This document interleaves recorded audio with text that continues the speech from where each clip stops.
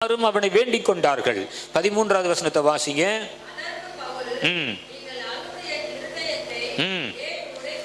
அப்படின்னா என்னன்னா அழுது அழுது கெஞ்சுறாங்கன்னு அர்த்தம். பவுல போகாதீங்கன்னு அழுகுறாங்கன்னு அர்த்தம்.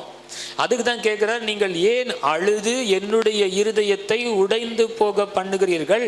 எருசலேமில் நான் கர்த்தராகிய இயேசு கிறிஸ்துவின் நாமத்திற்காக கட்டப்படுகிறதற்கு மாத்திரமல்ல. நம்ம எல்லாரும் ஆயத்தமா எருசலேம் போவோமா? அல்லேலூயா.